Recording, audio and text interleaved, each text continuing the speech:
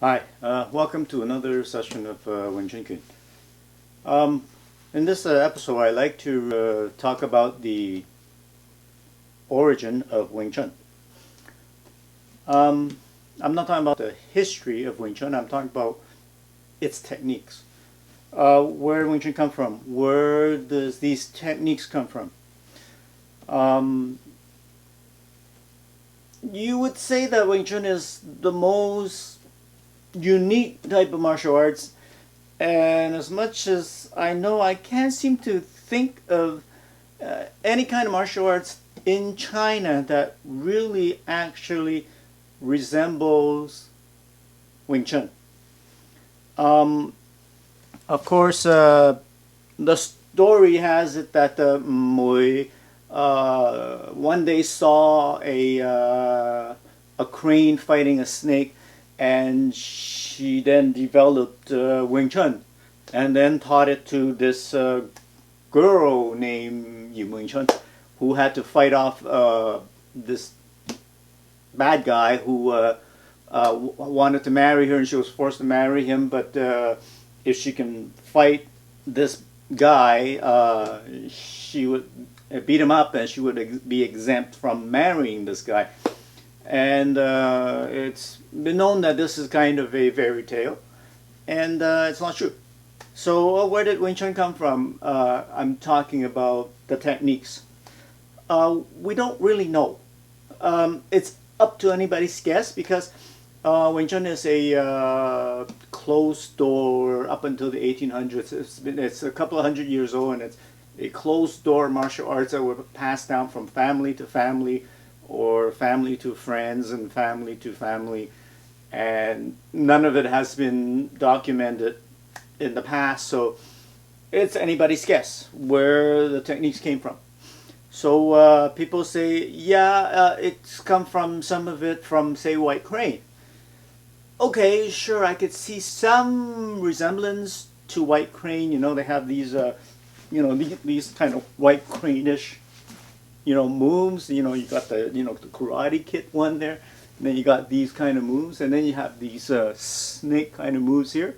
So yeah, sure, we got Bioji, which is kind of like a very similar to snake, and sure, we do have some of these moves that are very similar to a White Crane move, right?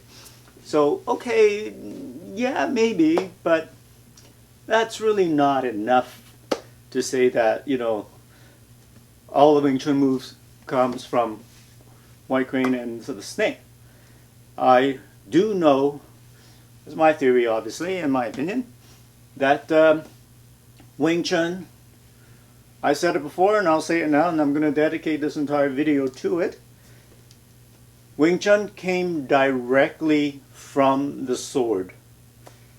Okay, I've said it. Wing Chun is a direct translation from the sword to the hands. And then when I mean sword, I do mean this sword in general. Of course, this sword can translate to the do and can translate to the batzam do. So let's start from the beginning. What is Wing Chun all about in its techniques? One would say it's the center line, right? So if the camera was my opponent, what do we do in Wing Chun? Okay, we put our hands directly in the center. Obviously, we also make sure that our elbow is in the center, and that our forearm, our entire forearm, should be in the center, pointing towards your opponent. Wherever your opponent moves to, if your opponent moves there, I would point this weapon at my opponent, occupying my center, and attacking at my opponent's center. If my opponent moves there, and this goes with it. Okay? So this is how, exactly the same way as taught with the Kim.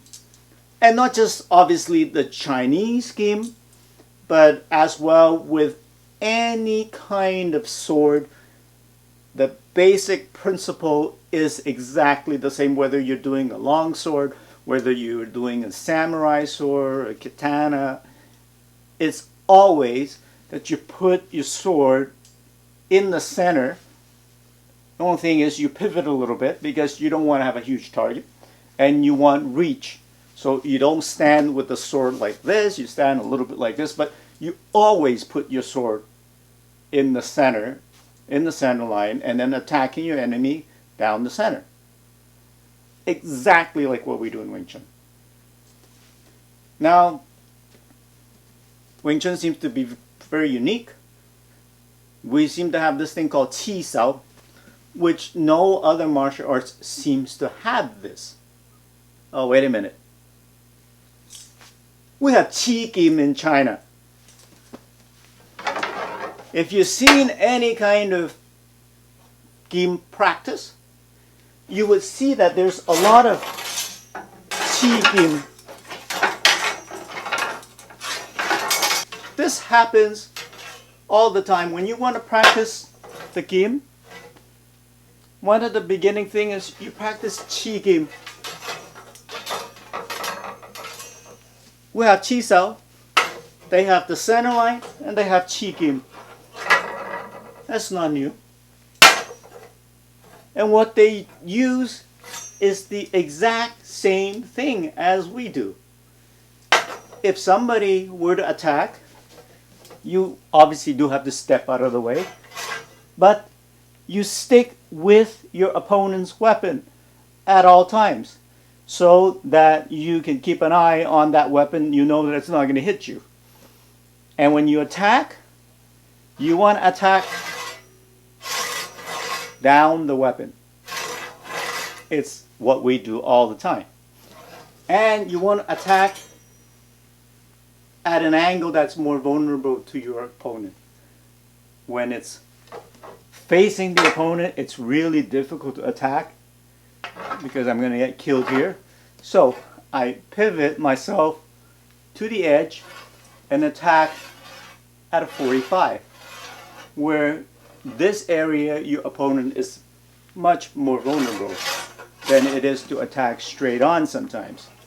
So we have Qi Sao, they have Qi Kim. So now I'm going to try to demonstrate everything with this to the Wing Chun. Well, how many hands do we have in Wing Chun? Really not many. You know, you got your Bong Tan Fo, and then you got a few other ones.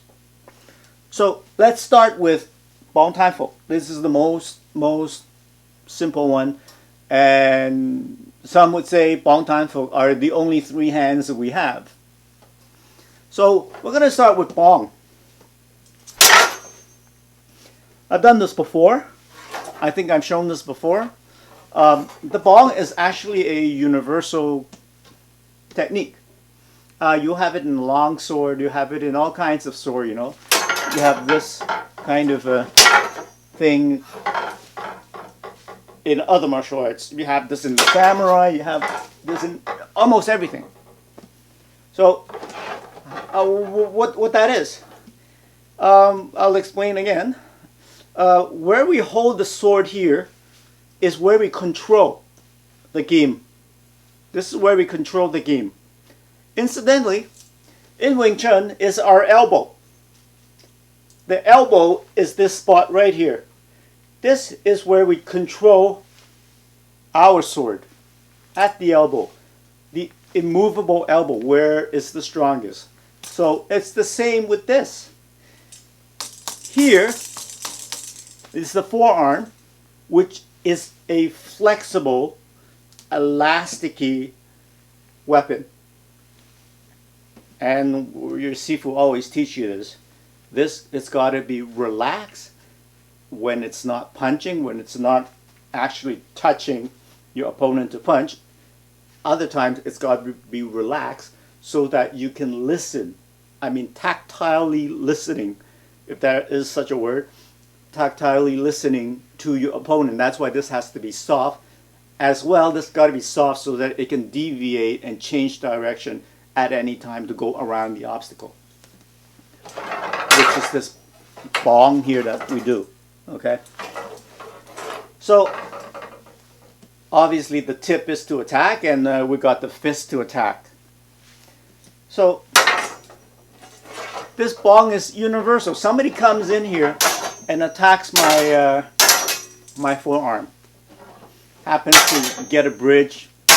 I am not going to fight with it, assuming that they are actually much stronger, because there's not much power in this game here in this way.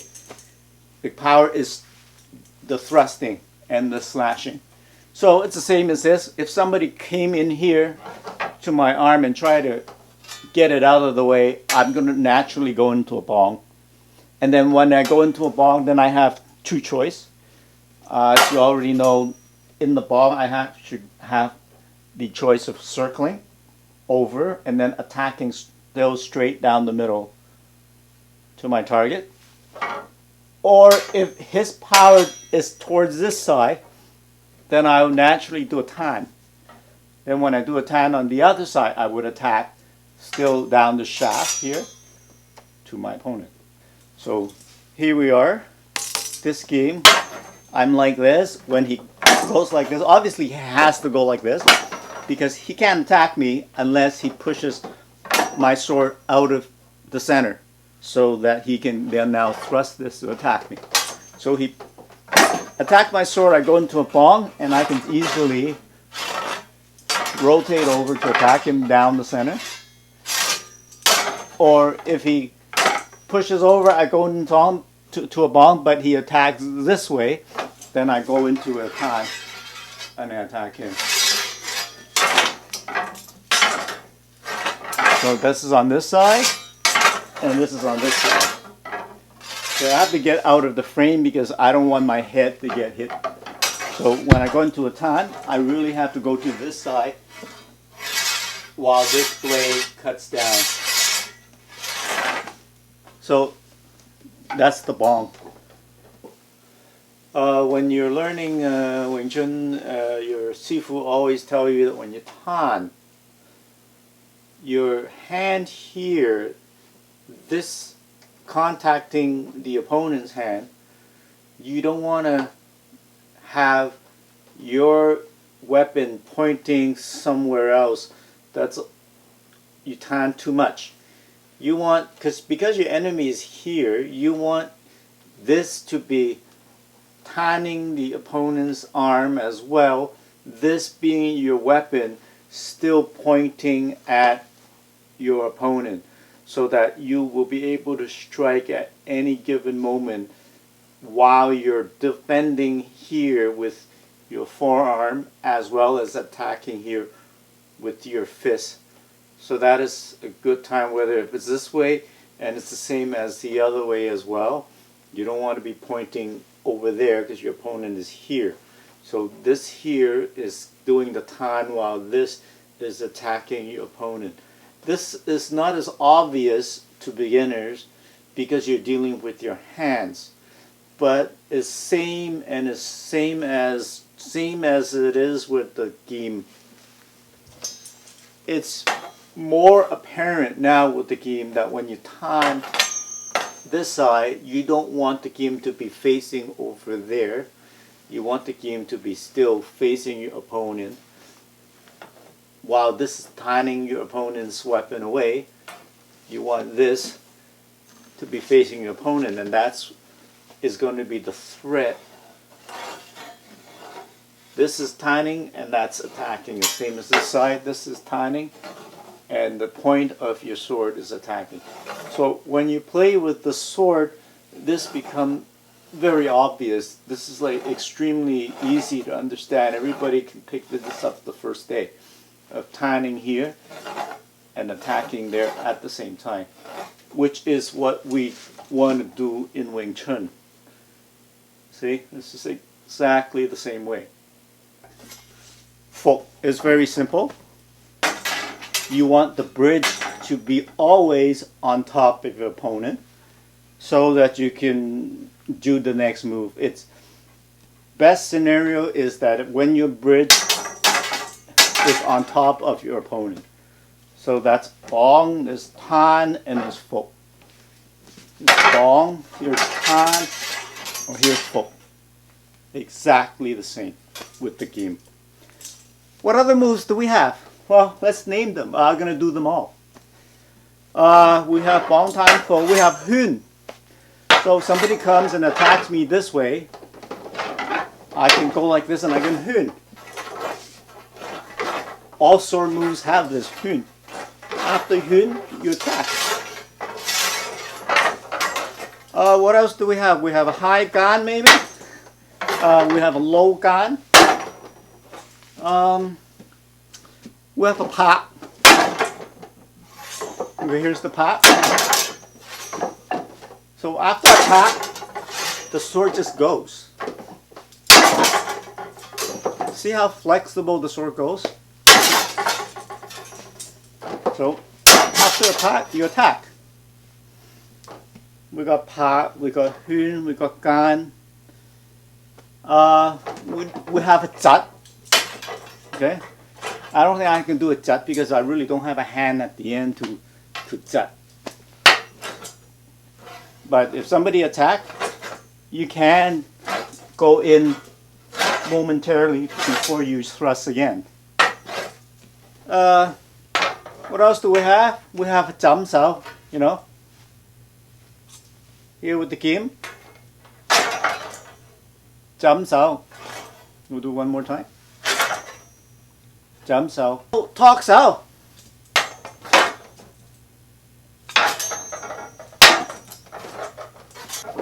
Lan Sao. Of course we got Biu Sao, which is like, you know, just straight thrust. There's nothing to Biu Sao, right? That's pretty obvious. I don't know, man. I think this is exactly the same. Now let's talk about footwork. Oh, what about footwork? You know, as we advance with one leg in Wing Chun, it's the weirdest thing to look in the world. We step one leg and then we drag the other dead leg in the back, like as if it was a stiff kind of piece of tree stump. You know that move that we go like this with our rear leg. Where have I seen that before? Fencing advanced footsteps. Fencing footstep advancement.